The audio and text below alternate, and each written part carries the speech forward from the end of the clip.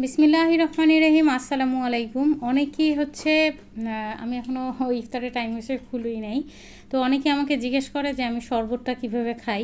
এটা শরবত বলবো কিনা জানি না, কারণ এটার ভিতরে টোটালি কোনো চিনি নাই, কিছু নাই। এটা হচ্ছে জাস্ট একটা লেবু আমি দিয়ে দিছি, আর হচ্ছে ইসবগুলের ভুসি 1 চা চামচ, সরি 1 চা চামচের একটু বেশি আর কি, 1.5 চা চামচ হবে। তো এটা দিয়ে দিছি। এখন হচ্ছে জাস্ট গুটা গুটা, এবং সাথে সাথেই হচ্ছে আমি এখনই এটা খেয়ে ফেলবো। মানে যখন ইসবগুলের ভুসিটা দিব জাস্ট নাড়ায় সাথে সাথে এটা খেয়ে ফেলতে হবে আর কি। এটাই হচ্ছে আমার পুরো রমজানের আর কি পানীয় হিসাবে এটা ব্যবহার করি আর কি। যেটা মানুষ শরবত যেটা খায়, আমি শরবতের পরিবর্তে হচ্ছে এই পানীয়টা ব্যবহার করি। সেই ইয়াম্মি, খাইতে তেমন একটা খারাপ না, একটু টক টক অনুভূতি হইতে পারে, তবে অবশ্যই অনেক ভালো। মানে যাদের গ্যাসের সমস্যা আছে, গ্যাস্ট্রিকের প্রবলেমে আপনারা ভুগতেছেন বা কোষ্ঠকাঠিন্যের সমস্যা আছে, তাদের জন্য এটা বেস্ট একটা পানীয় হবে।